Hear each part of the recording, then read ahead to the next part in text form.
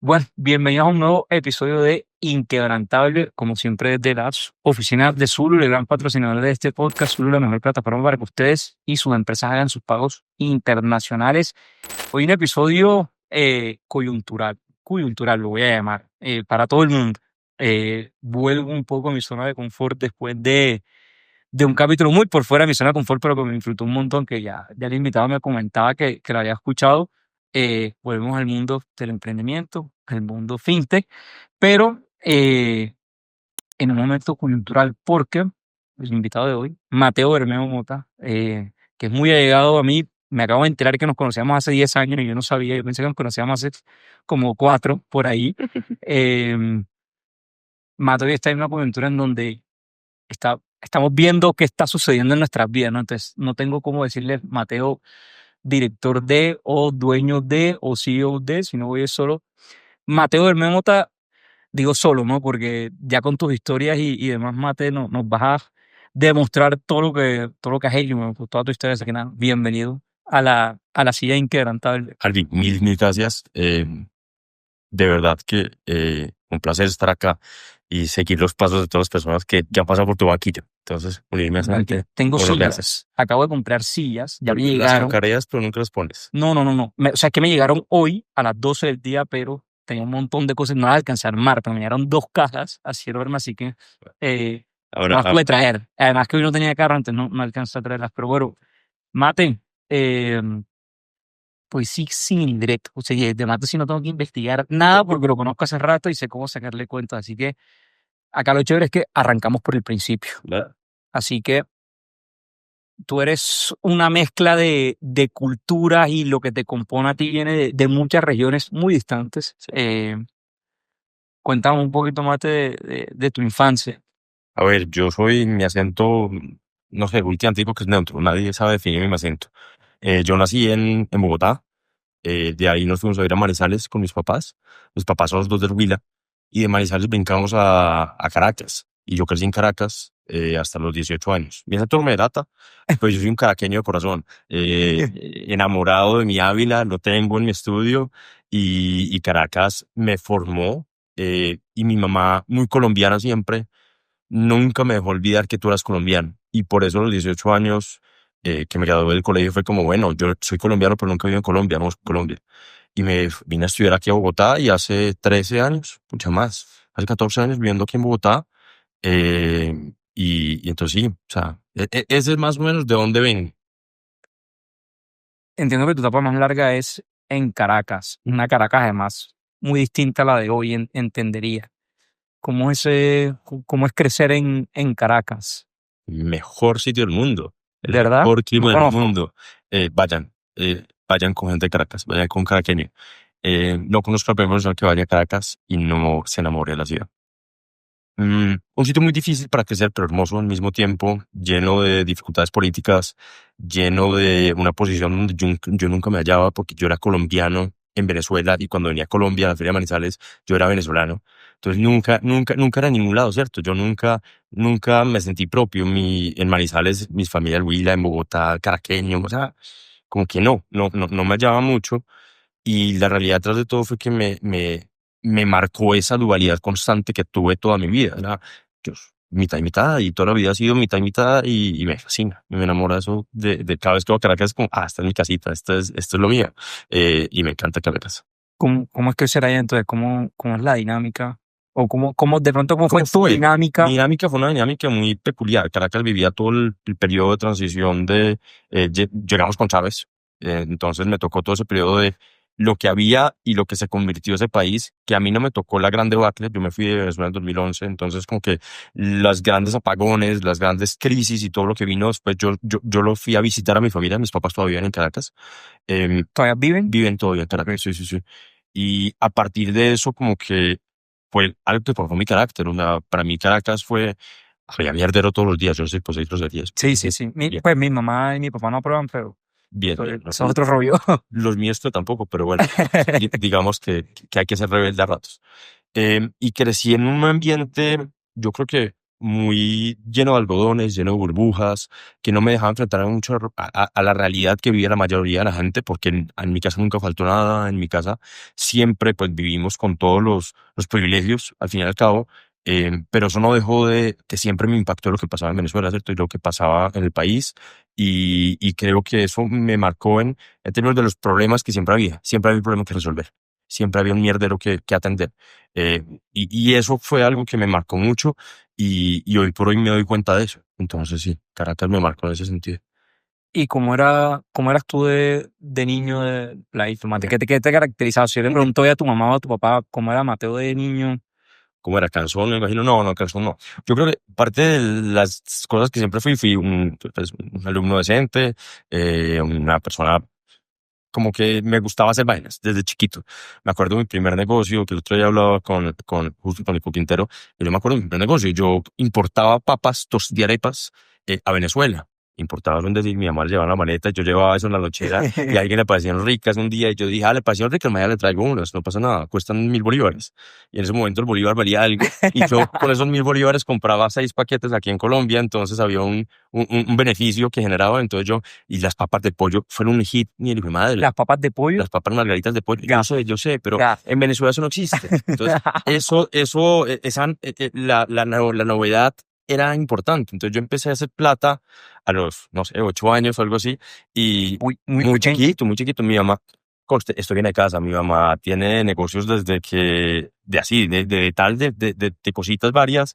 Desde la universidad ya vendía dulces y cosas. Y mi papá es un ejecutivo incansable, criado desde cero. Y yo vi eso en mi casa. Entonces mi casa hacían las cosas, ¿cierto? En mi casa, mis papás como que todo era hacer, siempre todo el día.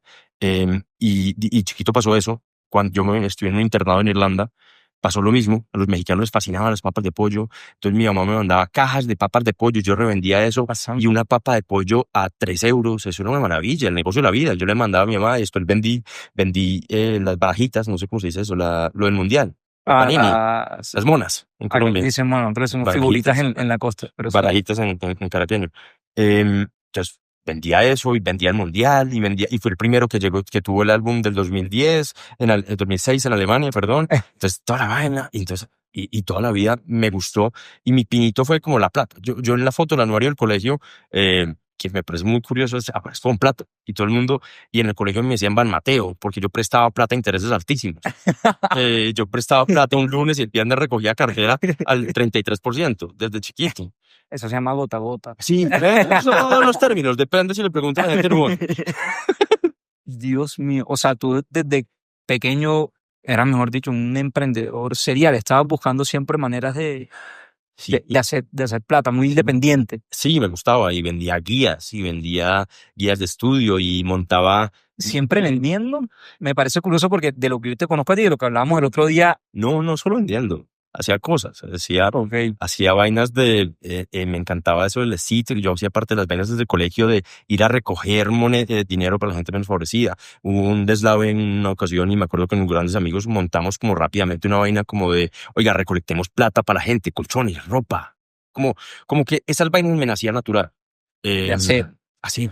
Te preguntaba porque justamente el otro día charlábamos contigo, tú no tienes como el perfil más vendedor, sino más operativo, ¿no? O sea, como de a ti te gusta hacer las cosas, de pronto no tanto como esas conversaciones de vender. Me parecía no, pero curioso. Yo no vendía, sino que me buscaban. Yo ya era de las papas, el colombiano es papas, ¿cierto? Las papas. Oiga, no tengo plata, mis papás no me han dado plata, vaya y pídele a Mateo. Mateo suele tener plata y le presta. Y a tasas absurdas, pero le presta. Entonces, sí, eso pasaba. Y no sé, yo creo que un quiebre importante a medida que fui creciendo pasó no sé, tenía yo que 14, 15 años y conocí lo que eran Naciones Unidas. Y me metí a Naciones Unidas por pura envidia, pura y dura. ¿Por qué envidia? Porque llegaba al salón y una profesora dijo, venga, perenceganito y perenceganito, se vienen. Y yo pregunté, ¿y para qué se van? No, es que mañana hay una vaina de Naciones Unidas, de Moon. ¿Y qué es eso? No, una competencia. ¿Y a mí por qué no me invitaron? Yo quiero ir eso también. No, es que no hay cupos. Y yo, como que no hay cupos, consigamos un cupo. No, para este no, entonces para el siguiente, pum. Y me dieron el cupo, el día anterior, y de mala gana y todo esto. Y fui y al otro día era el más chiquito de toda la vaina y me gané la vaina. Y me gané la plenaria y me gané, o sea, y yo en ese momento dije, aquí soy yo, de esto soy yo, vengo a hablar paja. ¿Qué es ese modelo de Naciones Unidas? Porque creo que para algunos es muy obvio, pero para otros no Sí, lo es. es una buena pregunta.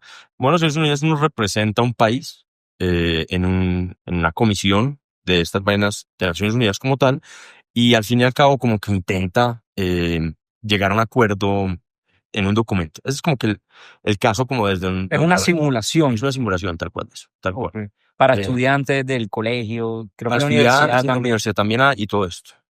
Y ese fue el sitio donde yo empecé a sentirme como, de aquí soy yo. Yo como que ahí dije, esto me gusta. Soy bueno para pelear. Soy bueno para pelear, soy bueno para discutir. Confirmo, he trabajado con confirmo. No, yo lo justo y necesario. Entonces, nada, creo que a partir de eso como que me metí en esa vaca loca y mi espíritu siempre ha sido como de, otra vez, hacer vainas. Entonces fue como, listo, estamos yendo al modelo de tal colegio, ¿y por qué mi colegio no tiene modelo? Montémoslo, montemos el modelo del colegio. ¿Y por qué? Me acuerdo también que con varios amigos se montó el modelo del colegio como para salir, que no sea solo interno, sino externo. O vámonos de viaje, porque solo competir dentro de Venezuela, vámonos a competir hacia afuera. Y nos fuimos a competir a Irlanda, no, perdón, a Filadelfia, al Ivy League Model United Nations, y nos fuimos allá a competir y nos fue como el orto. Pero fuimos y aprendí un montón. Y me acuerdo de eso, y me acuerdo de la época del colegio, como esa época como de, me acuerdo, el otro día estaba pensando en el cura de mi colegio, y un tipo con el que yo me sentaba y yo le peleaba todo el tiempo, Era tu colegio de curas de católico, de curas católico de solo hombres. Y me acuerdo yo discutiendo con este tipo diciéndome no consistentemente, y yo le agradezco profundamente porque tuvo me enseñó a negociar. Yo nunca he visto un mejor negociador que el padre Ignacio Jordán. Un señor, un caballero que me formó en mis formas de negociar, porque yo era un niño chiquito, petulante y arrogante, tratando de mandar la parada, y él me frenaba seco rápidamente y me decía, así no son las cosas, y yo, ¿cómo que no? Y me decía, no, así no son, y me enseñó a eso, y negociar con profesores, y negociar con mis otros compañeros, y ganar, y eso fue una experiencia espectacular, que al sol de hoy digo es de las cosas que más me ha marcado en la vida. Era el líder entonces, porque veo que tú eras el que Es una palabra. era como, bueno, ¿y por qué estamos aquí encerrados y por qué no nos vamos Mm. a competir por fuera? ¿Por qué no? A mí me gusta, o sea, no sé si eso me gusta como ese spark, como que genera esas vainas. Y otra vez, entonces, ¿quién monta el viaje? Pues no, pues Type A Personality aquí está, entonces venga, yo hago el Excel, yo compro los pasajes, yo voy, y entonces, sí, Tú eres el amigo soñado. A mí, yo soy todo lo contrario, yo odio ¿no? hacer esa cosa. Yo digo, a mí díganme cuánto hay para dónde vamos. Yo, Yo digo sí o no. yo soy al contrario, yo hago todo, hago el menú, hago el mercado, me encanta cocinar, entonces cocino, y le digo a todo el mundo, me debe tanto. Y ya, no, porque me estresa la gente, me estresa. Literal. Ay, hermano, pero sí. Me parece. No, a mí ya eso que no, vaya usted al mercado, a alguien se le olvida. Yo ya paré de sufrir eso. El sistema clarito, el Excel montado, o sea, no hay dudas de nada. Tienes que vender esos templates por Notion. Hay gente que hace un billete largo haciendo templates Sí. No, y aparte ahorita con la vaina de AI, ahorita tengo mis GPTs de cosas distintas. Entonces tengo el de paseos, tengo el de todas esas vainas, y me hacen el menú y dependiendo para el clima y todo. Ha sido bien entretenido jugar a curiosear con eso. Mate, te iba a preguntar que entonces de todo este negociante, emprendedor, vendedor y demás, ¿de dónde salía el abogado? Porque, Uy, fun fact, su abogado. Mateo es abogado De y se suma cartón. a mi lista de abogados que ya no son abogados. Nunca fui. Creo que eres el octavo. Pero nunca De fui. cartón, pero de Bueno, cartón. De cartón o que trabajaron incluso en temas de derecho. Entonces, Entiendo que el modelo de las Naciones Unidas como que tiene algo que ver ahí, pero sí. entonces terminas. En Venezuela pasa algo que es un modelo de educación donde en los últimos 2 años tú te haces escoger por ciencias o humanidades. Y humanidades tiene fama de ser flojo, te enseñan cosas básicas, francés, latín, griego, no es tanta matemática, entonces la gente que no toma de matemática se va por humanidades. Mucha literatura, mucha lengua y todo eso. Yo era un lector, todavía soy un lector, entonces me gustaba mucho con la idea de humanidades y obviamente me encantaba discutir y fue como por llevar también la contraria en mi casa, que eso fue mis papás como que, pues, ¿por qué estás por humanidades? Pero me terminé yendo por humanidades. Y en humanidades como que las carreras clásicas eran derecho, comunicación social, pues eso es lo que la mayoría de la gente estudiaba. Y en mi casa, desde que yo tengo nociones, mi papá quería que yo fuera ingeniero industrial de la Universidad de los Andes. tengo uno enfrente. Ese era el sueño de mi papá. De cartón también. Pero ese era el sueño de mi papá y todos los días. Y yo hasta los 16 años, ¿tú qué vas a hacer? Ingeniero industrial de la Universidad de Los Ángeles. Y yo creo que mi pequeña rebeldía, porque yo no fui nada rebelde, pero mi pequeña rebeldía fue, no, yo soy abogado. Y mi papá le dio durísimo la idea de tener un hijo abogado y todavía se burla de eso un poco. Y yo decidí estudiar Derecho, yo apliqué a la universidad y en el interín hice lo que para mí era lo más correcto en ese momento, que fue irme a estudiar cocina. Yo decidí irme a estudiar cocina. Eh, no sé si lo sabes, pues yo soy cocina y soy un amante mal de la gastronomía, de los restaurantes. Idea. Cocinar es, creo que las cosas que más placer me produce en la vida y me fascina hacerlo para mis amigos, o sea, y mi familia y es de las cosas que más placer me produce y lo hago desde los 6 años. Eso no lo tienes en LinkedIn. No, no tengo LinkedIn, pero mi primer negocio grande ya como a los 15 años yo hacía cenas de degustación. Para invitar a la gente a mi casa, me pagaban un menú y yo hacía un menú de degustación de 7, 8 pasos. En ese momento estaba súper in a un tipo de gastronomía específica, se llama la gastronomía molecular y cocinaba eso. Entonces, ese fue como el primer eso. Estoy, esto sí es una sorpresa, no te tenía en esas ni de casualidad. Sí, entonces yo decidí que yo quería estudiar cocina. ¿Y dónde se estudia cocina?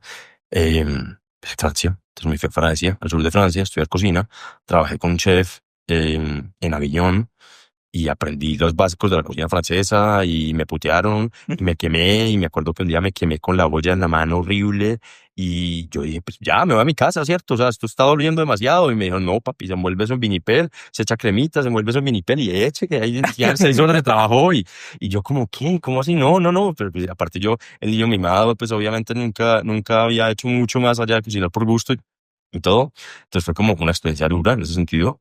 Fue la primera vez que yo dije, mierda, la vida no es como tan color de rosas como yo lo había planteado, y trabajas al lado de gente que no tiene tu mismo upbringing ni nada, o sea, trabajas con gente que, pucha, está eso para poner el pan en la mesa.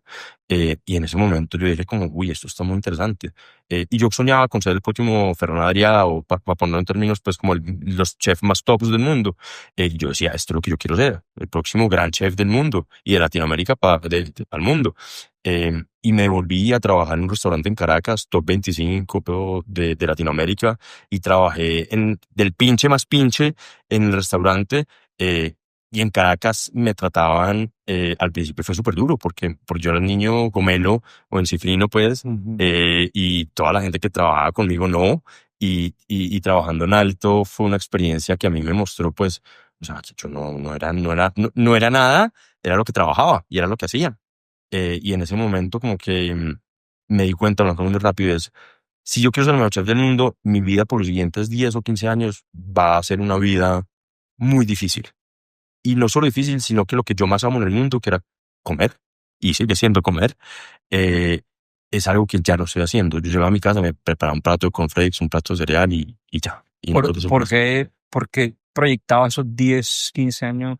Porque la carrera de un cocinero es trabajas 2 años bajo un chef, 2 años bajo otro, te vas a Lima, te vas después de Lima, te vas a Madrid o a Barcelona o a San Sebastián, de San Sebastián te vas a París o a Londres o algo así y terminas en una carrera donde a los 32 empiezas a construir tu restaurante, o sea, porque nadie te crea antes, porque tienes que crear y curtirte y porque todavía no tienes tu estilo de cocina, o sea, yo no conozco el primer chef que a los 23 años yo de verdad diga, este hijo de puta es. No, no conozco el primero. Conozco gente que cocina muy rico, pero cocinan cosas como hago yo, pues un poco me inspiro a los demás o replico recetas de otros, pero como que alguien que de verdad mueva el mundo gastronómico a los 23 años, no conozco el primero. Pues Jamie Oliver de pronto, pero Sí. no está ahí. ¿Sentías que entonces como que esa pasión tuya ya había pasado a ser trabajo y había dejado un poco como... Como que no me permitía, cocinar me gusta, pero me gusta comer. Y cocinando me estaba olvidando de lo que me gustaba, que era comer. Ok. Em, y eso me dijo como que no. O sea, freno de mano, este no es el camino. Y fue súper duro porque fue como yo quería ser Ferran Adrià. O sea, yo tenía los libros de Ferran Adrià, yo escribía y todas las vainas y el bully para mí es como, oh, wow. Y sabes, y como que eso era lo que marcaba en su momento. Entonces como que sí, fue eye-open en muchos sentidos, como que de verdad, uh, acá no es esto. Y me volví muy triste a Bogotá. Yo no me quería venir a Bogotá a vivir.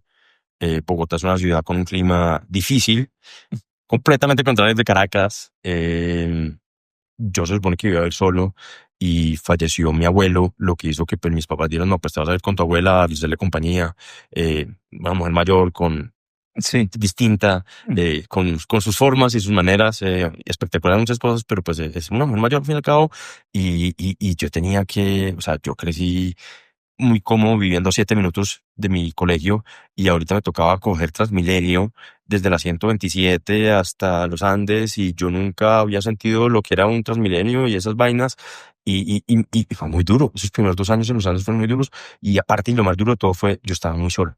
Yo estaba muy solo. Ok. Yo no me hallaba, no entendía el rolo. Mis pocos amigos eran por fuera de Bogotá y la realidad es que fue un momento personal muy complejo donde me adelgacé muchísimo. Todavía he sido un poco más hacia el lado del sobrepeso y en ese momento me adelgacé, pero por problemas de alimentación, por problemas muy graves no diría depresión, pero sí que tenía razón por la alimentación y las cosas no estaban bien y yo que no me hallaba, no me hallaba ¿Te y sentías de pronto como fuera de casa? completamente. Completamente. Y en ese momento yo, como que en mi casa de Caracas todavía, alerto, yo, como que yo me acuerdo un viaje que hicimos con mi familia, yo les decía, es que yo quiero ir en Bogotá, a mí Bogotá no me gusta, es muy duro, eso no está bien. Y me dijo, pues lo que tú escogiste Bogotá y Bogotá, o sea, estás estudiando y hay que terminar las cosas.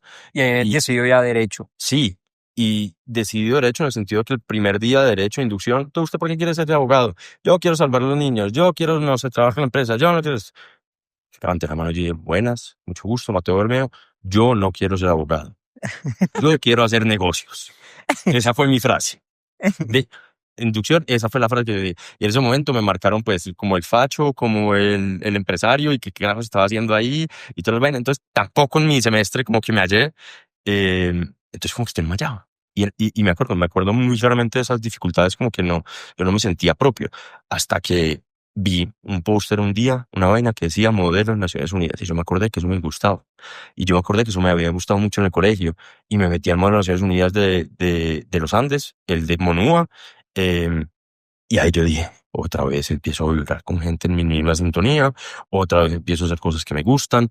La universidad o sea, me valía 3 gorros, como que pues yo como que ya, es algo como que yo pasaba las materias, pero me valía 3 gorros. Las pocas que me interesaban, no sé, contratos, porque las valían súper cool, pero pues las que estaban como relacionadas con el negocio, derecho comercial, esas vainas, pero el resto, me valía el gorro. Todo, y empezó a hacer como que mi identidad de un poco y a darme eso. Y en eso, con unos amigos fue como, oiga, todos mis amigos de Venezuela, y otra vez la maldita envidia, todos mis amigos de Venezuela viajaban todos los años al modelo de las Naciones Unidas de Harvard, que es el número uno a nivel global, y si vas para allá, pues son las Olimpiadas, básicamente estaba. Y los Andes no iba. Y la mejor universidad del país, supuestamente, ¿cómo no va a ir al mejor modelo de las Naciones Unidas del mundo? Pues como que, ¿qué pasa? Y yo pregunté, es que no, fuimos una vez y no nos gustó. Y nos pareció que no. Pues fue como cool. Y yo dije, no, aquí hay que volver a hacerlo. Y con un amigo, con Gaby, montamos la delegación, sacamos las convocatorias y ahí fue que se montó lo que hoy por hoy sigue en su 12ª delegación y la delegación de Harvard. eh, y nos fue muy bien. Y eso fue lo que a mí me dijo, ok, este es tu sitio. Y por 4 años estuve en esta delegación y eso a mí me convirtió, o sea, me dio todas las herramientas para poder sentarme a negociar contigo y pelearte. Me dio todas las herramientas para yo entender lo que yo quería hacer con las cosas y sobre todo me permitió como crecer un poquito y encontrar mi lugar en Bogotá, que yo no tenía. ¿Qué, por- qué tan importante crees tú como estabas como en un punto muy bajo y hay como algo muy específico, una situación muy específica que te hace salir de allí? ¿Tú crees que es necesario como a veces esperar esas oportunidades o hay algo que uno puede hacer? Porque ¿qué pasa si no encontrabas una? Y tenía idea. Yo creo que uno tiene que tener suerte, ¿cierto? Y prepararse un poquito para saber aceptar. Yo tenía mucha suerte en mi vida, muchísima, o sea, pucha, la cantidad de suerte que tenía en mi vida, desde mis papás hasta de verdad, una persona que me sé, o sea, soy la persona más suerte del mundo. Em, pero uno tiene que saber recibir esas oportunidades y cogerlas. Y yo puedo haber visto el cartel, mira, yo fui bueno en esto, y seguir de largo, y seguir lamentándome. Pero pues en ese momento decidí hacer. En ese momento uno se lanza y dice, pues sí, puede que me vaya bien, que me vaya mal, que me vaya bonito, lo que sea, pero pues voy a hacer. Y yo creo que ahí está, como que lo que lo que me contabas antes, como que, pucha, en un momento difícil uno como que es decidir salir del hueco, es decidir uno ponerse ahí en esa posición. Y yo creo que el momento que yo decidí, y yo lo he hablado con muchos amigos, el momento que yo decidí vivir en Bogotá, que fue como los 6 años de vivir en Bogotá realmente, que yo dije, decido vivir en esta ciudad me abrió todo y me dijo, listo, ya estamos en la misma página, bienvenido. Y yo siento que pasa con muchas cosas eso, como que el momento que uno decide, el momento que uno hace, el momento que uno dice, como que acá, en ese momento se abren los caminos verdes, los semáforos se ponen bonitos y uno, no hay tráfico. Y uno dice, aquí es. Y es pasa. Pero uno solo puede hacer eso si como le llega la inspiración divina, no creo que tanto, es más bien como salir a encontrar esas vainas. Si no hubiera sido Monudo, probablemente hubiera sido otra cosa. El club de battle, de finanzas, una vez. Ahora damos otro vuelco muy grande en esta historia. Eh, Contexto. Mati y yo nos conocemos, bueno, de vidas pasadas, del mundo de startups realmente, pero creo que realmente nos comenzamos a relacionar casi que en el día a día trabajando en la industria fintech. Sí. Eh, y bueno, eso es lo que nos ha mantenido en contacto realmente. Chef, Cocinero. abogado, bueno, cocinero, Chef es el dueño de la cocina. Cocinero. cocinero, perdón, o sous chef, se puede sous chef, ¿no? Cocinero. Cocinero, bueno, cocinero, eh, abogado slash debate MUNUA, si se quiere, modelo de las Naciones Unidas. Em, y hoy temas fintech. Yo quiero saber cómo terminaste entonces en el mundo, en este mundo que ahí sí te digo es muy distante. Creo que tiene mucho que ver con lo que me acabas de contar, como con ese pensamiento y vamos a andar allí, La pero historia es de un cómo llegué mundo ajeno, ¿no? es, yo no soy una persona religiosa, pero yo creo en la serendipia de la vida, ¿cierto? Em, y yo siempre entonces tuve esta vena emprendedora, vendía las vainas y todo, y fue como, bueno, yo quería montar mi propia empresa. Y yo a los no sé, en 2000, qué sé, como 16 o algo así, 2015, dije, no, quiero tener mi propia empresa, ya. Estaba en la universidad, estaba en Harvard, todo, pero yo quiero tener la empresa ya y ser el gran ejecutivo y ser el gran founder y aparecer en las portadas y en las revistas y todo esto, pues como que el boom en ese momento del emprendimiento. Y en ese momento dije, mi gran idea es la siguiente. Oh, pues, voy a montar una revista en el 2015 para emprendedores en Latinoamérica. Se puede ser más de nicho, un mercado más en declive, un error más grande y garrafal. No, no puede haber. Pero yo decidí que iba a montar eso. Era la peor idea de negocio del momento y tú la juriste. Me llegó la inspiración divina. ¿Sabes cómo se llamaba? Comienza con K. Comienza con K. Y con un amigo comenzamos, comienza. Y fue un desastre absoluto, porque solo tenía para hacer un desastre. Un abogado, yo abogado, este tipo estudiando ingeniería, creo, una vaina así. ¿Qué carajo vas a hacer? Saber hacer una revista. La primera publicación, la primera edición que montamos de la entrevista, yo empecé a hacer estas entrevistas, me tengo montando entrevistas como con gente que yo llamaba por Skype y grababa la llamada por Skype y todo esto, y ese era el contenido de la revista. Y era gente súper cool y súper tesa, y estaban haciendo cosas y cosas en Venezuela y cosas por fuera de Venezuela y toda la vaina. Eh, no voy a entrar, este fue un fracaso. Vendimos dos ediciones, si acaso tres. Obviamente el peor negocio del mundo. Pero yo estaba enranchado en que yo quería ser emprendedor. Entonces dije, pivotear. Y montamos una revista para mujeres que se llamaba De Amaranta. Tipo Refinery 29 en los Estados Unidos, una plataforma para mujeres latinas de mujeres latinas. Y por obra y gracia del Espíritu Santo, esa vaina pegó en Venezuela. Mucho chiquito, pero pegó en Venezuela. Y la gente leía esto. Y tocábamos temas como tabú, sexualidad y cosas que ni siquiera nosotros escribíamos. Conseguimos una editora, Mara Teresa, y ella empezó y montó un equipo y alrededor de su equipo montó esto. Y eran como viejas echando rulo y escribiendo cosas que les interesaban a ellas, de cultura pop. Y ahí como que dijimos, ok, aquí hay algo. Y con una de las personas que trajimos al equipo a trabajar, que era Antonio, un diseñador y un tipo que hoy por hoy es un crack y ha hecho como todas las marcas con las que yo trabajo en la vida. eh, Anto dijo, oye, si montamos una agencia, porque esto no está dando plata. Tenemos clics, tenemos views, pero esto no da plata. ¿Por qué no montamos una agencia? Y montamos una agencia de crear contenido, de hacer marcas, de branding, de publicar en redes sociales en ese momento. Y eso empezó muy bien, decente. O sea, como que hacíamos algo de plata, pagamos la nómina y yo me sentía el putas de agua, ¿cierto? Porque era mi gran empresa. Todavía en la universidad y Sí, todavía no me gradué. O sea, de todo lo que hemos hablado, parece que era una persona que ya tenía por lo menos 35 años y no hemos ni terminado la universidad. No, no me gradué todavía. Me demoré en graduarme porque, como no era tan buen abogado, me costó algo todo. Pero tengo el cartón. Entonces, nada, pasó eso y lanzamos esta vaina. Y me acuerdo que un tipo de mi colegio se metió al mundo cripto y me llamó: ¿usted tiene una agencia? Y yo, sí. Necesito que me haga un white paper. Carajos, es un white paper. Un white paper era lo que en su momento, en un boom cripto del 2015, 2017 o algo así, se utilizaba para montar un token y recolectar fondos. Eso lo sé hoy. En ese momento no sabía nada. Y en la empresa, la agencia llegaron y, oiga, esto es de finanzas. ¿Quién sabe de finanzas en la empresa? Que yo el único que más o menos sabe de números. Y yo, bueno, El abogado. no, concepto que me gustan los números. Me fascina una hoja de Excel, por más que no parezca. Y como que, bueno, este más sabe de finanzas. Háganlo. Y yo como que, bueno, entonces un white paper. ¿Qué carajo es un token? ¿Qué carajo es un white paper? Y ahí me metí en el rabbit hole más hermoso de la vida, que es, ¿qué carajo es Bitcoin? Y empecé a meterme en ese rabbit hole de Bitcoin y de Ethereum. Bueno, Ethereum estaba ahí, pero pues Bitcoin era lo que marcaba en el momento, y Venezuela, entonces las oportunidades que el Bitcoin tenía en Venezuela. Yo dije, no, lo mío es un fondo cripto. Eso es lo que yo voy a montar. Y ahí comenzó. Entonces ya la agencia, ¿qué caras hacemos con la agencia? Pues no, hay que matar la agencia. Entonces los clientes, oiga, no, ya no quiero esto. Mi socio le dije, ¿usted quiere continuar con esto? No, yo me voy a ir afuera. Ah, bueno, listo, tome. Entonces, como montamos un fondo cripto, y yo, bien, listo, fondo cripto, y un fondo cripto en un mercado alcista, pues todo el mundo es bueno. Cuando todo va para arriba, todo el mundo es bueno, ¿cierto? Entonces, cuando tú compras Bitcoin, el primer Bitcoin lo compré, no sé, yo, $800 o algo así, y cuando estaba en 5,000, putas de aguadas, o sea, es que midas, o sea, por favor. Warren Buffett. Pobre imbécil, lo mío. Obviamente, eso está buenísimo. Entonces todo el mundo, no, pues tome la platica, tome mil dolaritos para comprar en el mundo cripto. Y nadie sabía que era Bitcoin, pero Mateo lo está yendo bien. Listo.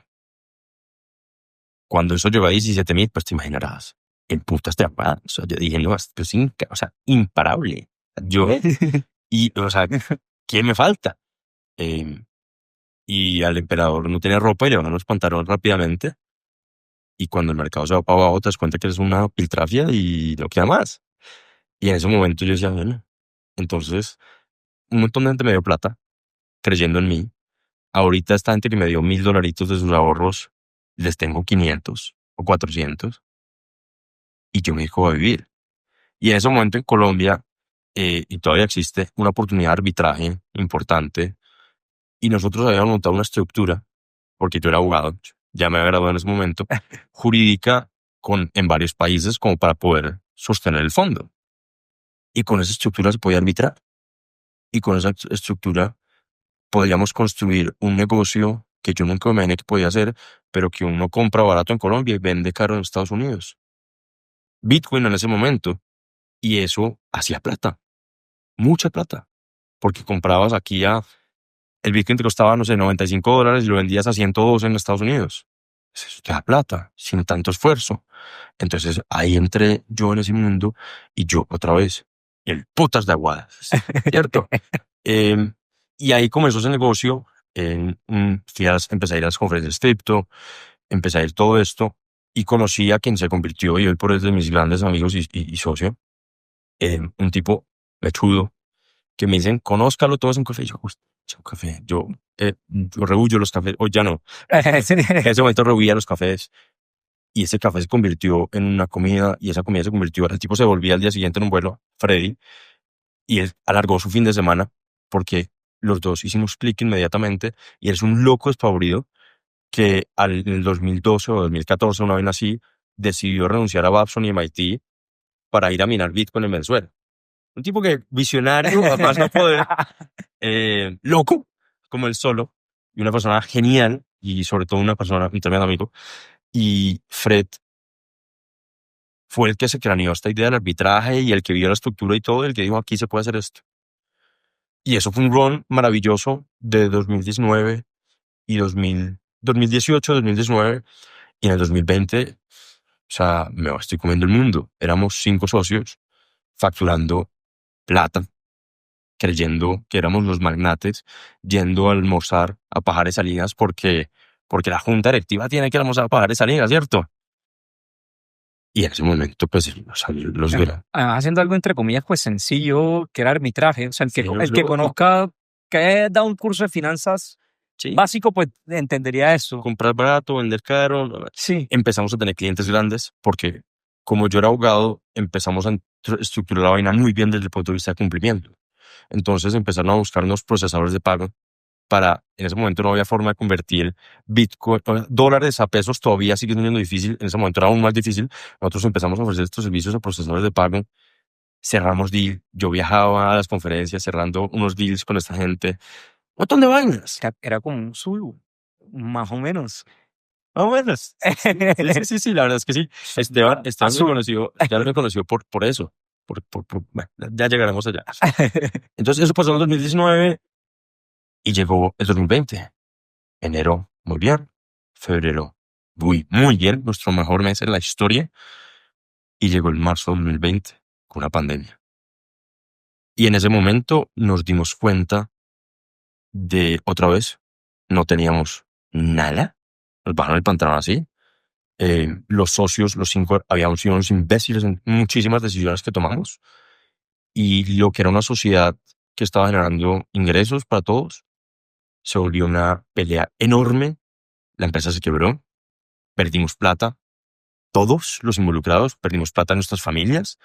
Perdimos un montón de todo. Y yo me acuerdo que en ese momento, o sea, en medio de la pandemia, quebrado hasta el putas, no sabiendo con qué iba a poder arriendo.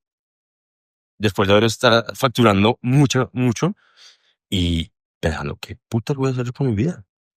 Y en medio de una pandemia. Y en ese momento fue como, uy, sones, como que algo está pasando acá. Como que no eras tan puta, ¿cierto? No eras tan buen gerente. Como que no eres tan bueno como tú crees que eres. Y eso, o sea, desde el punto de vista profesional, pero desde el punto de vista personal, esta ruptura hizo que yo perdiera los amigos de toda la vida, porque había amigos involucrados y cada quien tomó partido y perdí los amigos que yo consideraba mis hermanos de toda la vida, ya no me hablo con ellos, salvo con uno, que es mi gran amigo, mi gran hermano. Y eso me enseñó muchísimas cosas de la vida, de quién era yo, de lo que creía que era yo, yo sobre todo. ¿Cuál es esa diferencia? O sea, ¿quién creías que era y quién Pucha, te diste ¿quién creía cuenta que era yo? Creí que era el emprendedor, putas de aguadas, gran gerente, gran empresario. eh, y hacer plata no es ser un buen empresario.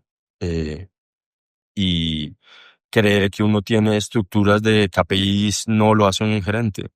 Y sobre todo no lo hace una persona. Y yo creo que cometimos todos muchos errores y yo creo que en ese afán de creerme más grande, ha dicho venezolano que es fantástico, y que es muchacho, no es gente grande.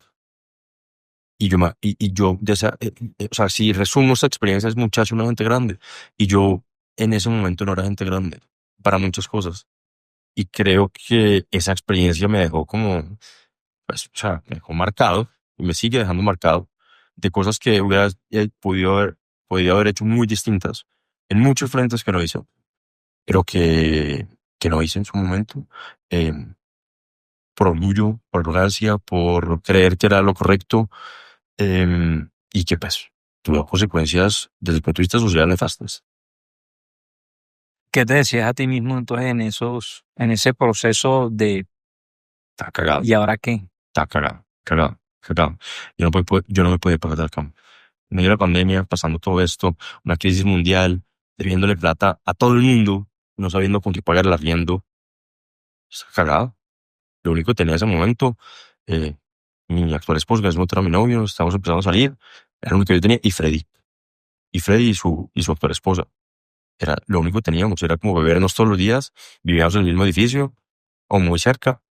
¿Y qué vamos a hacer? ¿Qué vamos a hacer? Porque debemos plata a mucha gente. Y que hay que reinventarnos, hay que hacer algo. Y en eso se estaba cocinando una idea que era Guama, que era una empresa de remesas entre Colombia y Venezuela.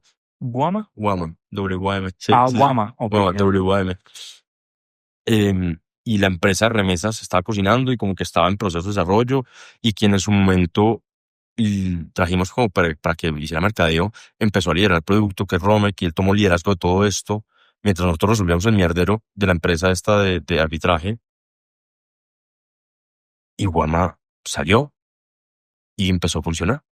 Así que él queriendo, teníamos algo de tracción en la clase media venezolana que vivía en Colombia, empezaron a hacer transacciones y en ese momento, pasó el 2020, pasamos la quiebra, de una u otra forma recuperamos el dinero de la gente.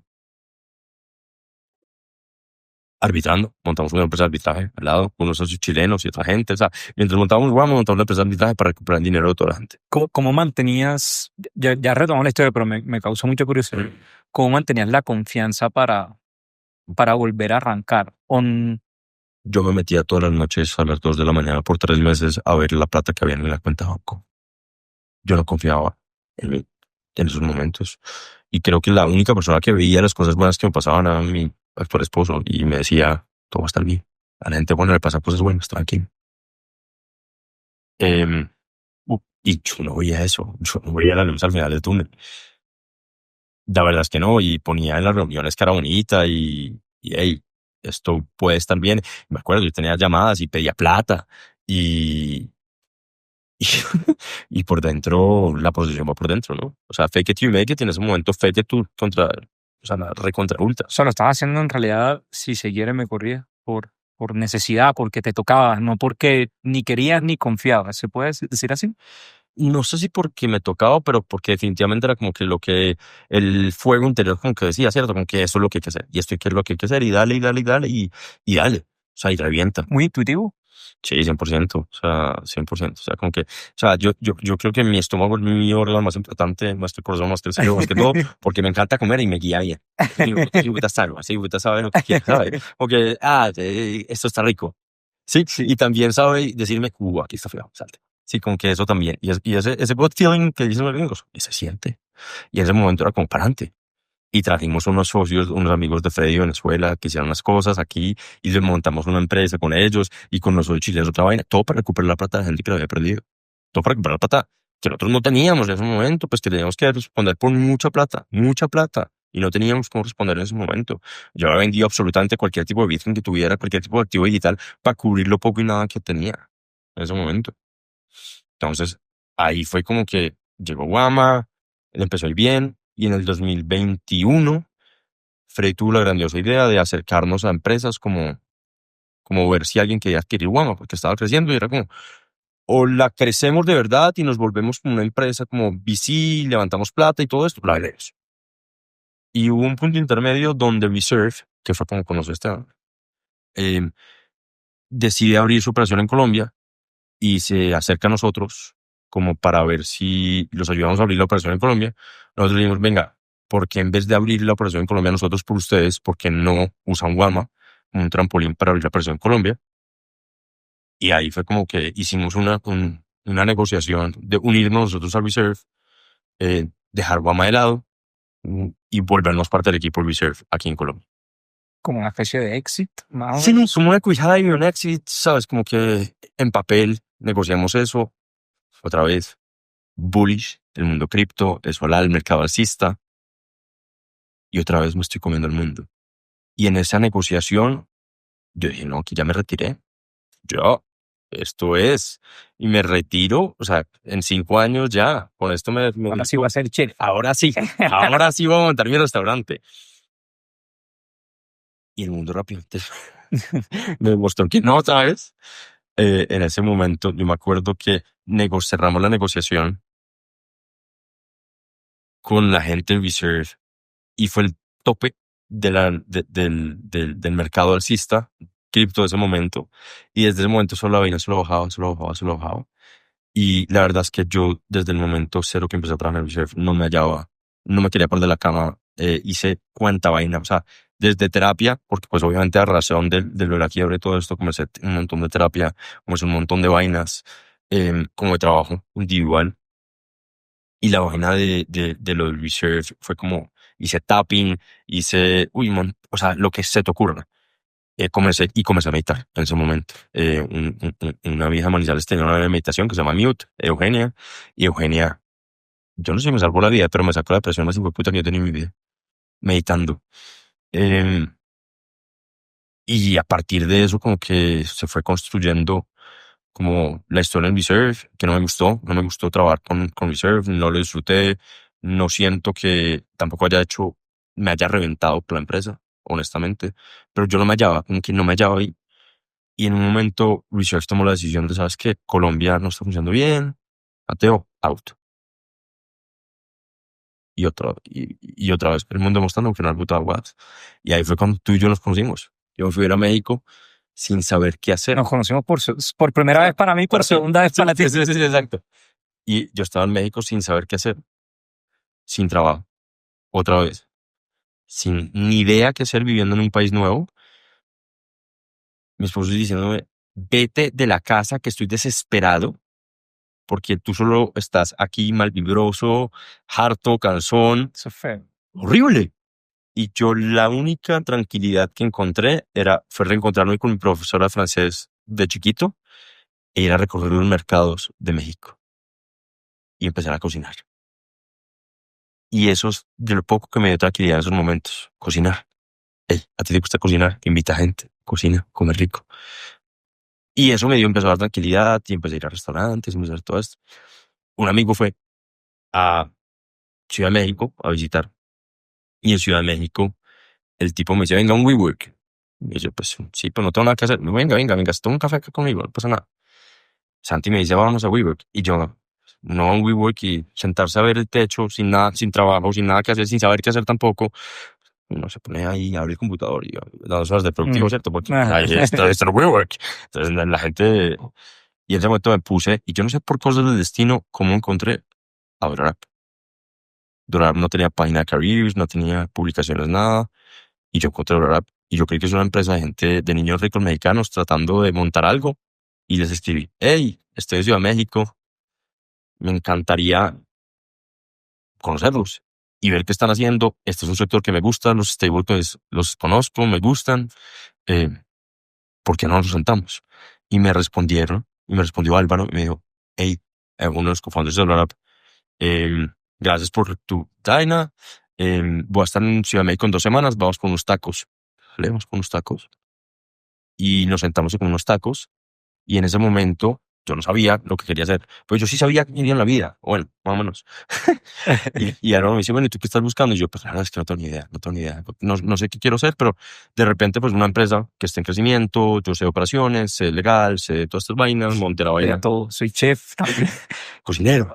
Eres un cocinero. Em, y como que le he hecho el cuento y le digo, ¿sabes qué? Yo me sueño un día tener un banquito. Yo quiero tener un banquito. Yo quiero tener un banco. Y él me dice, ve, qué cool. Pues estaba montando esto en DoorApp, me mostró DoorApp y yo, wow, no, espectacular. Y me dice, transfiéreme cripto. Y yo le transferí USDC en ese momento. Y me dice, yo pago la cuenta. Sacó la tarjeta de DoorApp, pagó con los dólares que yo le había dado cripto en ese momento. Y yo dije, no. O sea, no. Esta es la cosa más impresionante del mundo, que cosa tan espectacular. No puede ser la cosa más, wow, ok, demasiado cool. Por favor, yo quiero ser parte de esto. Y yo le dije en ese momento, como que estoy interesadísimo. Y empecé a hablar con Fer, que es el otro co-founder, y con Zach, que es el otro co-founder. No repetí un poco la hora de Reserve, entonces quise conocer muy bien a la gente antes de involucrarme con la vaina. Y fue como que esta gente se va a comer el mundo, se va a comer la categoría en Latinoamérica, se lo van a ganar. ¿Cómo me monto yo en este rocket ship? No tenía trabajo, no tenía ingresos, sabía cuánto runway tenía un poquito, y dije, bueno, me la juego toda. Seguí hablando con Fer como cada 2 semanas. Me acuerdo que en septiembre le dije, Fer, mira, llevamos hablando 3 meses. Ustedes me dicen que sí, que no saben, que de pronto, ¿sabes qué? Dame un correo electrónico. Yo no te pido nada más. Dame un correo electrónico que diga @DolarApp y yo monto DolarApp en Colombia. Y Fer me dijo, bueno, no sé, de pronto. A las 2 horas me dijo, listo, te vas a unir y te vas a unir no como de la nada, sino en verdad, real, como empleado y todo esto. Y así entra DolarApp. Ah, funny story. Esa transacción de tacos que Álvaro pagó fue la primera operación con tarjeta DolarApp en su historia. Y Álvaro no sabía si la tarjeta iba a pasar. Me dijo, yo estaba más cagado que tú en esa vaina, porque yo no sabía si la tarjeta iba a funcionar. Lo fuiste, lo viste y lo fuiste a buscar directamente. gut feeling. El otro día estaba escuchando un podcast tuyo y un tipo dijo que la vida te va encauzando, ¿cierto? La vida acomoda. Creo que fue Víctor o algo. Víctor, sí. Víctor, Pucha que sí. La vida se encarga de encauzarte, de ponerte frente a la persona que necesitas en el momento indicado. Y yo se lo achaco pues yo otra vez no soy religioso, pero yo se lo achaco como la serendipia de la vida, es que es maravillosa y es espectacular y es como green lights y te las van marcando y la vida te va diciendo por aquí no es, ya estás cagando y la cagaste, pero tú tienes que darte cuenta que la cagaste, tienes que darte cuenta de todas estas vainas. la vida acomoda, pero uno también tiene que hacer el Mm. esfuerzo de acomodarse, ¿no? No, o sea, no te va a llegar nada solo y todo esto es trabajo y sangre y sudor y lágrimas y toda la vaina. Eh, pero también hay bumpers que te dan los empujones necesarios. Mate, se te abren las puertas en Dollar App, y te vienes a Colombia a montar Dollar App de ceros. Sí, Entiendo. sí. Esa experiencia, ¿cómo fue? De verdad, pues la mejor escuela que yo he tenido en mi vida. Para Álvaro, Feli, Isaac y todo el equipo, de verdad. O sea, solo agradecimientos por la confianza que me tuvieron al principio y porque creyeron en Colombia. O sea, de verdad, en papel no iba a abrir Colombia, sino iba a ser México, Argentina, Brasil. Y Colombia fue como un happy coincidence que, hey, yo se las monto y creyeron en un loco como que puede hacerlo. Yo soy colombiano y ven. Ay, yo puedo. Y de verdad llegó a Colombia y yo no sabía nada de tarjetas, yo no sabía absolutamente nada. Yo sabía procesamiento de pago, sabía PSE, sabía una vaina, pero ¿qué es un BIN? No sé. Y hoy por hoy todavía me cuesta entenderlo. Y ahí fue que empezamos a trabajar en Pomelo y empezar a entender todo este mundo de que es una fintech de verdad, porque yo había tenido semi-startups. Pero, no cerca, nada. Yo no tenía startups, yo no tenía nada. Tenía empresitas ahí casuales que generaban algo, pero ellos tienen un startup y un scale-up en este momento y una empresa fantástica, eh, una escuela espectacular. El nivel de exigencia me quedó claro desde el momento cero, durísimo. En todo, son súper meticulosos en producto, súper meticulosos en operaciones, con la marca, todo. O sea, todo. Y es una empresa que admiro profundamente, a la cual estoy demasiado agradecido, porque si sé algo de fintech es por ellos. Eh, y creo que crecimos mucho juntos y fue una experiencia fantástica. ¿Cómo era el día a día de Mate cuando llegaste aquí a montar todo eso de cero? Porque, y si quieres ahorita andamos un poquito más en eso, pero la última vez que nos vimos tomándonos un café que ya no odias, recuerdo que te decía, a mí me gusta esa etapa del mierdero, del, Sí, del, del 0 a 1, si sí, se sí. quiere, como esa etapa inicial donde no hay nada y donde me toca construir. Lograr fue para mí como emprender con patines y con plata ajena. O sea, fue brutal. Yo no sabía producto realmente y Zach me enseñó los primeros 3 meses el producto porque él me dijo, hay que adaptar el producto a Colombia. Nuestro producto está pensado en México, en Argentina, pero hay que adaptarlo a Colombia. ¿Cómo? ¿Qué es PSE? Explíquele a un gringo qué es PSE. No es fácil. Hay muchas reuniones involucradas. Explíquele a una persona de estas que la cédula en Colombia, la forma de extraer la información es cerrada porque la registraduría se equivocó. Entonces hay que cambiar el formato que nosotros usamos de ISO, yo no sé qué vainas. Eso no es tan sencillo. Entonces hay que tropicalizar las cosas un poquito. Hay que saber que no se mueven estas vainas, ¿no? Eh, a mí ese mierda me encanta. Ese 01, ese no hay nada. eh, y súbitamente hay algo. Pero en Dora la Pera no había nada. Había muchísimo. Pero desde afuera se veía muchísimo. Pero cuando tú entras a la fábrica a ver cómo se hace la salchicha, te das cuenta, aquí falta todo. Aquí esto está cogido con alambres y ver ese crecimiento y ese cambio fue increíble. Y como yo también estaba descubriendo qué hacer, yo nunca había montado una vaina así. Entonces fue como que el tuerto guiando a los ciegos y es como vamos yendo aquí tumbos hasta que encontramos las vainas. Y mi primer año en Dolorap fue dando tumbos un poco, entendiendo todo porque yo, o sea, la palabra bonita es generalista, pero lo que yo soy un todero. Yo hacía de todo. Yo iba a reuniones con cards, iba a legal, payments, iba a revisar las tarjetas, iba a revisar, entregar vainas. O sea, yo hacía de todo. Todo lo que necesitaba hacer, yo lo hacía. Me gusta hacer de todo. Y, y ese primer año en Dorada fue espectacular por eso, porque yo era el todoterreno y no sabemos qué. Mateo, vaya, Mateo va a ir resuelto. Y eso a mí me encanta, como que me volví como el go person, como de resolver mierdas. Esa sensación de confianza, esa sensación de que lo puedes hacer es muy cool. Y ese primer año, un poquito más sí, como 9 meses enfocado en lanzar Dollar, lanzamos Dollar en Colombia. Y en ese momento fue como listo, lanzamos, hicimos un lanzamiento, la tarjeta, todo el mundo, wow, de rap, y empezó a usarse. Y, pero la realidad es que nuestro day to day en Colombia no requería demasiado de mi input. Y yo le dije, estaba Fer y Álvaro acá, y les dije, yo tengo mucha pena de una cosa, ahora, y les voy a ser muy franco. A mí el soporte de la empresa me parece una mierda. No puede ser que se demoren 3 días en responder a una persona cuando pues aquí estamos trabajando con el ahorro de la gente, con el trabajo de la gente. Eh, déjenme yo arreglo el mierdero de soporte. Porque me decía, ¿qué quieres hacer? Hacían, ¿qué quieres hacer? Y me metí de lleno a arreglar el mierdero de soporte. Y eso significó hacer support. Y fue la vaina más cool del mundo. Me encantó hacer support. Me encantó entender los problemas de la gente y proponer soluciones de productos, soluciones con ustedes que les peleaba todo el día por una vaina de tarjetas. Y sí, como que eso se volvió mi day to day. Después ya eso se volvió un poco más claro, tenía métricas más claras, construya equipo, construya métricas de qué está funcionando, qué no está funcionando, resuelva todo el mierdero, se cayó la pucha, ¿qué hacemos? Y ese era mi día a día, o sea, muy sostenido y muy cambiante al mismo tiempo, pero muy entretenido. Y mi segundo año largo en DoorApp fue ese, mi segundo año en DoorApp fue un poquito más.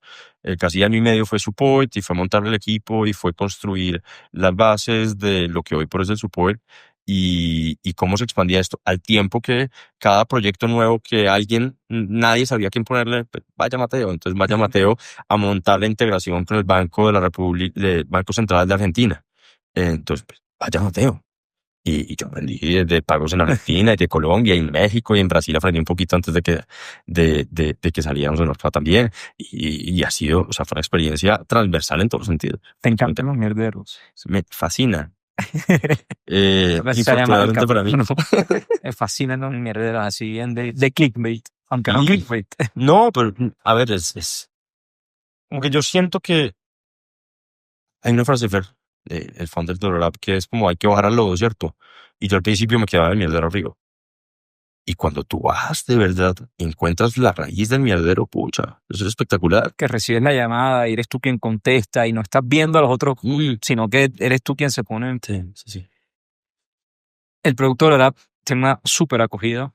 En Colombia creo que esa parte pues no vale la pena ahondar de pronto mucho allí. Y entiendo que, bueno, ya cumples llegas a una etapa en donde ya no hay más mierderos. ¿Cómo es esa etapa? Siempre hay mierderos. En los startups nunca no hay mierderos. Creo que es cambiar las dimensiones de los mierderos. Pero llega una etapa en la que como que yo siento que estoy en una posición en enero este año. Como que no sé hacia dónde voy, ¿cierto? Ya más o menos está organizado el mierdero de support. Hay vainas para dónde crecer en Dollar. Ya monté Colombia, está funcionando, pues tú lo ves, la gente lo usa en la calle, cada vez que viajan me dice, marca, chimba, la taza, espectacular. Por todos lados todo el mundo vive la de Dollar, viajé y la usé, es una chimba, y es espectacular. Yo voy por ahí mi tarjeta principal. Pero pues, y como que no me hallaba un poquito, y en el este año como que yo lo sentía, como que no me hallaba un poquito. Y yo creo que los founders de rap tienen ese olfato muy claro y como que entre eso pasaron cosas dentro de la empresa, que hubo unos movimientos y una serie de cambios. Y yo creo que Fred tomó la decisión y en general los founders tomaron la decisión de, ¿sabes qué? Antes necesitábamos un medio centro y ya no. Ya no necesitamos un medio centro con tus capacidades. Y en abril tuve una llamada y me dijeron, viejo, gracias por todo, pero hasta aquí vamos. Y yo le dije, a ver, sí, también lo estoy sintiendo. Igualito. O sea, esto es como un breakup de eso, es como que gracias por la relación que tuvimos, fue espectacular, fue divina, pero yo estoy de acuerdo hasta que llegamos. Y se siente súper raro, ¿cierto? Porque la empresa creciendo, yo ya fui el 10º empleado, ahorita son como 80, no sé, una vaina creciendo en toda Latinoamérica, como que la empresa está booming. Es como, te vas a ir en este momento, o sea, me voy a ir en este momento, voy a dejar que me saquen en este momento. Y es como, pues sí, sabes que sí. Y es una decisión que yo no me he tomado solo y que agradezco profundamente que la haya tomado por mí. Y que de verdad, en perspectiva, obviamente es difícil y uno dice, bueno, ¿y qué caramba voy a hacer ahorita con mi vida? Y, y más o menos lo tengo un poco más claro ahora, pero en su momento fue como, sí, gracias, porque esta decisión no la he tomado solo y es la mejor decisión para la empresa y para mí en este momento. ¿Qué te dices entonces en ese momento? Suena muy raro porque todo está perfecto. O sea, es como que, oye, ya llegamos a donde queríamos llegar, eh, y pues ya no hay cabida para ti en este bus. Ya llegamos a Roma y bueno, ya necesitamos montar otro tipo de gente. ¿Qué, qué sensaciones internas o qué emociones te genera a ti como eso? Si bien entiendo que fue como muy light, muy estoy de acuerdo y demás, ya de Mateo con Mateo. Yo creo que al principio era como que, bueno, esto es un juicio sobre quién soy, ¿cierto? Porque uno se ata mucho a su trabajo y Mateo Bermeo Mota, no sé, Lead Ops de Dolorap o Lead Ops de Dolorap. Pues yo no soy un Lead Ops de Dolorap. O sea, yo ese era mi trabajo por un rato y lo disfruté plenamente y me encantó. Pues yo soy, es que soy un tipo que le encanta cocinar, que disfruta pasar tiempo con sus amigos y con su esposo y que le gusta resolver mierderos. Eso es más una definición más clara de lo que soy. ¿Cómo te presentas? No sé si te acuerdas del capítulo de Sí. Héctor que él pregunta, ¿cómo te ¿Cuánto presentas? yo me he puesto a pensar cómo me presento y, por ejemplo, hoy dije, o sea, aquí me ha preguntado Albi cómo me presenta y yo no sé cómo presento, pero Mateo me Mota, mucho gusto. O sea, that's it. ¿Qué hago? Hago muchas cosas. Me encanta hacer muchas cosas. Eh, Hay unas que me ponen plata, otras que no. Idealmente varias me ponen platica, pero, pero es eso, o sea, como que yo no soy lo que hago. Y creo que desvincularme de eso ha sido uno de los crecimientos más grandes que he tenido. Y por eso me dio muy duro en Reserve y me dio muy duro con la empresa que se quebró. Pero no me dio duro con Dorada, porque mi trabajo no es lo que yo soy. Mi trabajo es lo que yo hacía en ese momento, pero no lo que yo soy. Entonces, yo creo que lo vi muy claro como es el cambio de equipo, como que tú sigues el fútbol, como que pucha, un delantero funciona muy bien en un equipo y en otro le va súper mal. Y hay cambios porque el equipo funciona distinto, porque antes era 3-3-1 y ahorita es 4-3-2. O sea, ¿sabes? Ese tipo de vainas que hacen que simplemente necesitas un cambio. Y yo, un generalista, con una visión de hacer cosas, de resolver mierdas de 0-1, pues tú no soy la persona indicada para estar en el equipo cuando lo van a escalar de 1 a 100.000 de pronto, o sea, y, y, y no me duele eso, al revés, thank you, ¿sabes qué? Ese también me gusta, y yo tampoco me veía escalando la vaina, como que pues ya como la burocracia de escalar, y como que tampoco me veía llevándolo por el lado. ¿No te preocupa, Mate, que de pronto entonces tú tengas que siempre estar como persiguiendo ese 0-1? ¿Has tenido esa conversación contigo? Sí, un poco, y creo que parte de lo que he pensado que quiero hacer es no solo jugar el 0-1, porque mi skill set en Dollar fue el 0-1, pero yo he acompañado empresas que las he llevado del 10 a 100. No liderándolas al lado de la mano, perdón, no liderándolas como yo tomando el timón, pero sí con la mano y llevándolas a crecer. Y empresas nada que ver con fintech. Y lo he hecho también con empresas que están del 10 al 100, que están facturando algo, pero cómo crecen. Y ahí me di cuenta que a mí lo que en verdad me gusta es, uno, resolver mierderos sin duda, pero que hoy por hoy lo que quiero convertirme es como una persona que genera impacto, que genera un cambio real. ¿Y dónde generamos el cambio real? Pues, o sea, lo puedo hacer a través de Aurora, pero lo puedo hacer también ayudando a una empresa que vende velas, lo puedo hacer a una empresa que importa o exporta cosas, lo puedo hacer ayudando a empresarios a ser más grandes, a ser mejores, y eso va a propulsar y va a jalar el país y va a jalar muchas vainas, y a mí me va a permitir resolver miraderos. Entonces, como, ese es como que lo que yo me he dado cuenta. Obviamente, me especializo en el 0-1, no te lo voy a negar, pero no es lo único que sé hacer, y, y tampoco son aprendizajes tan disímiles, la realidad. O sea, son frameworks parecidos. Ok, te lo preguntaba porque el 0-1, pues, no te voy a decir que es una etapa corta, pero pues una etapa, entre comillas, visiblemente finita, ¿no? Ujú. Eh, y cuando estabas contando como, bueno, con esa salida de la rápida, yo decía, te pregunté, ¿será que me te va a perseguir siempre ese 0-1? O sea, estar en una empresa 3 años y vuelve y tienes que comenzar. Cuando muchas veces me preguntan, ¿no estás empleado o no estás buscando algo? Y como que digo, bueno, de pronto sí, o sea, como que cero cerrado la idea de hacerlo, pero tiene que ser alineado con eso que ahorita pues estamos viendo que es como yo quiero impactar, de verdad, quiero como, de verdad, como si una persona muy privilegiada y mi bolsillo se ha visto privilegiado en muchas ocasiones, pues yo quiero de verdad ayudar a la gente en muchas otras y en muchas otras formas. Por ejemplo, viendo todo lo que está pasando ahorita en Colombia, pucha, a mí de verdad me ha movido un poco pensar que mi mesa siempre tiene la misma gente. Yo no. Ojalá llegue una persona que piense radicalmente distinta a mí a esta mesa a decirme por qué yo pienso lo que yo estoy pensando no está bien, pero que lo podamos hacer en cordialidad y que con respeto y que al final de la mesa nos demos un abrazo y qué rico poder compartir esta mesa con usted y poder aprender de eso para ser una mejor persona. O sea, y eso no es una empresa, es una mala plata, pero pues yo quiero hacer ese tipo de cosas y siento que desde las empresas podemos hacer eso. Desde ayudar a convertir las cosas podemos hacer eso. Cuando la empresa crece, no solo crece la empresa, crece toda la gente que está por debajo y toda la gente que, o sea, yo pienso en dólar, pucha, antes una persona que recibía plata de Estados Unidos a Colombia tenía que pagar un montón de comisiones.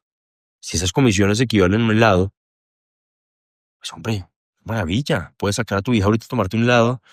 Eso es lo que, eso es lo que me gusta, que ahorita, ¿cómo puedo multiplicar eso para más sectores, para más empresas, para más vainas?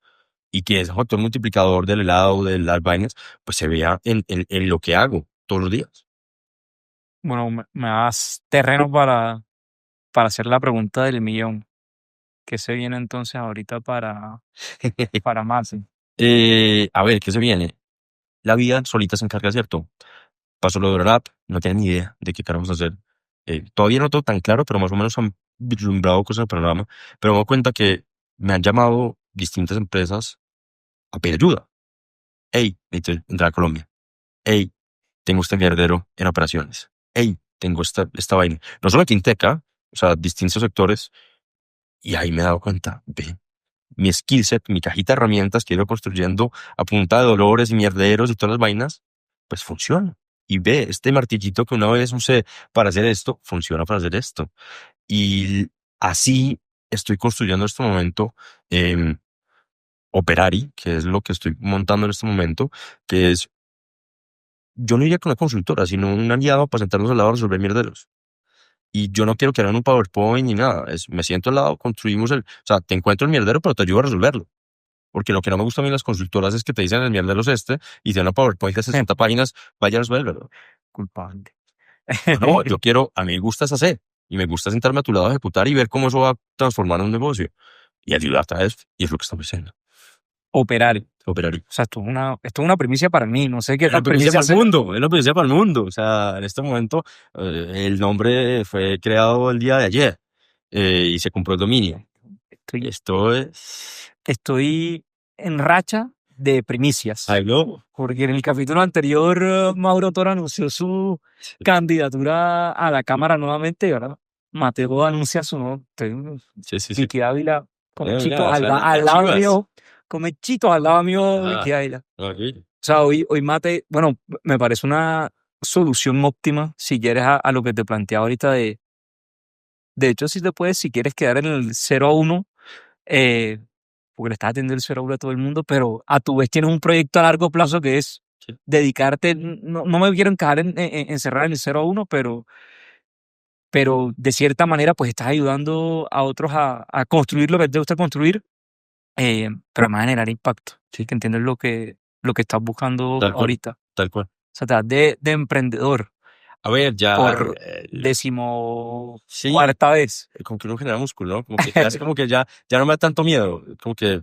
Y ahorita creo que lo hago, en verdad, el why que es tan importante, ¿cierto? Ese por qué uno hace las cosas, en este caso resuena tanto conmigo. Es como que, uff, sí, qué rico por ayudar, qué rico por hacerlo.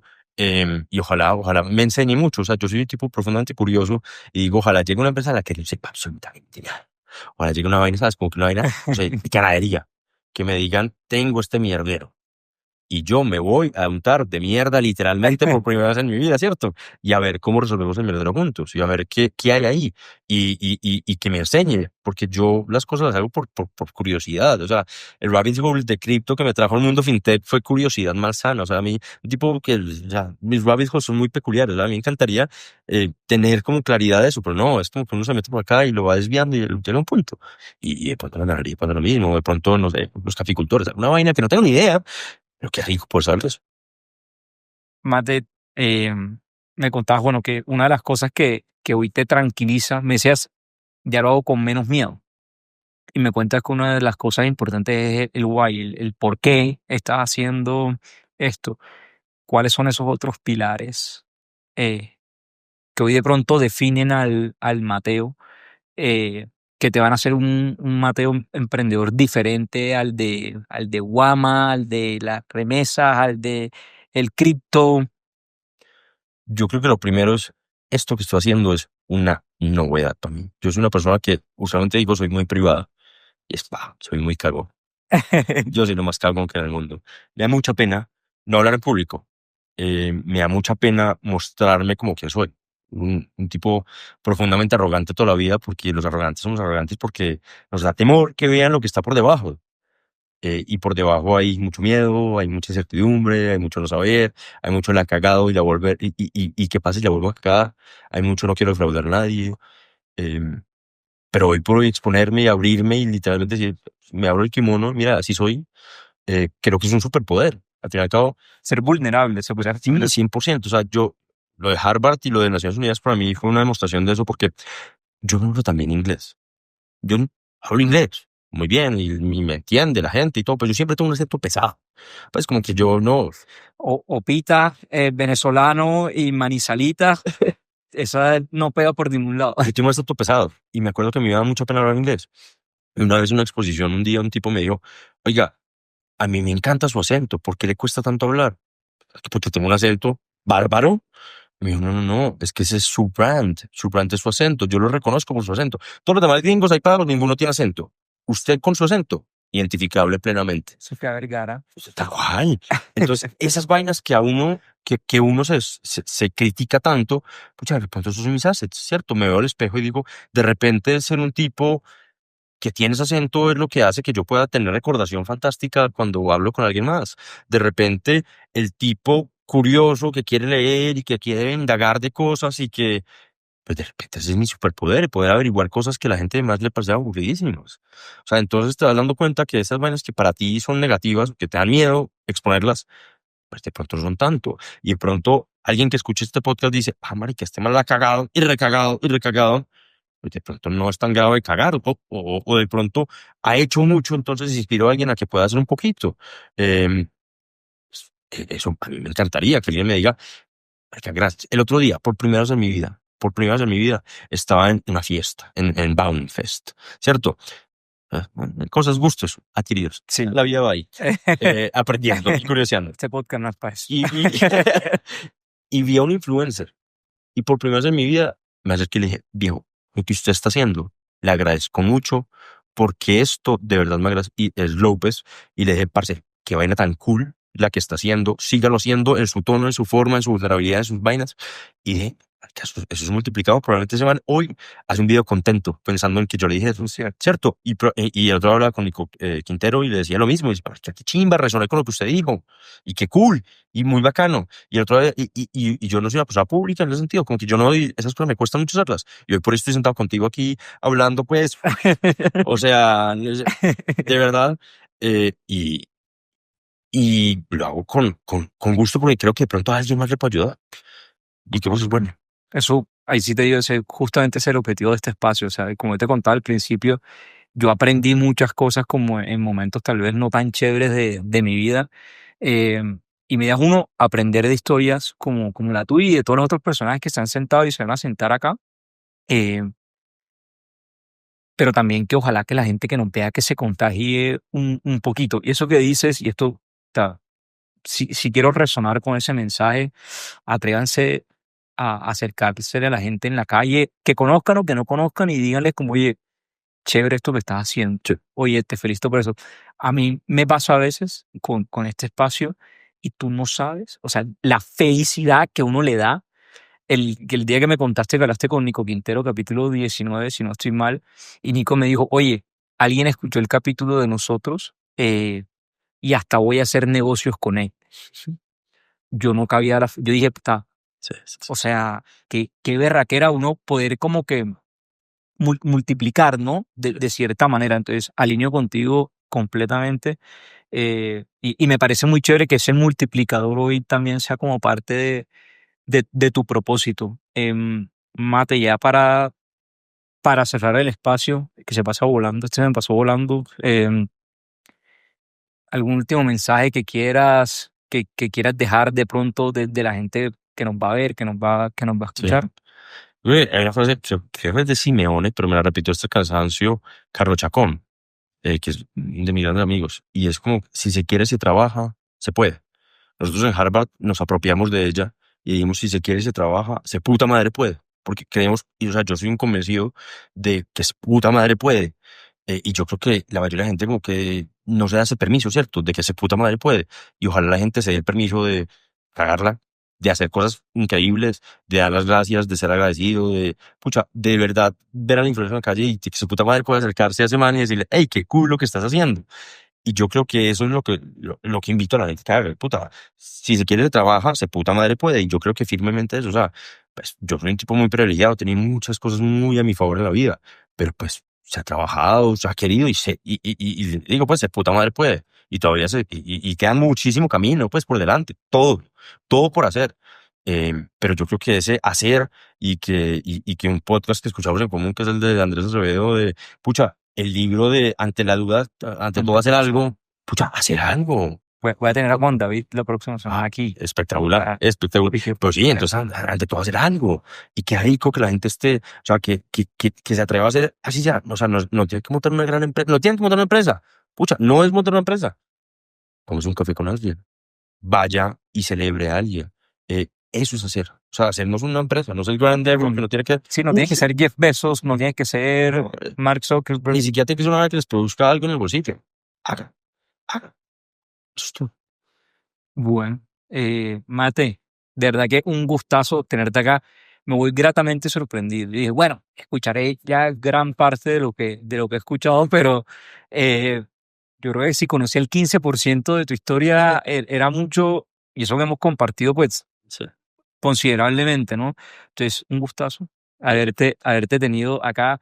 Chévere que la primera apertura que hagas, así como te diste abrir el kimono, haya sido aquí en este espacio de Inquebrantable. Me encanta. Esta es tu casa también, desde las oficinas de Zulu, por supuesto.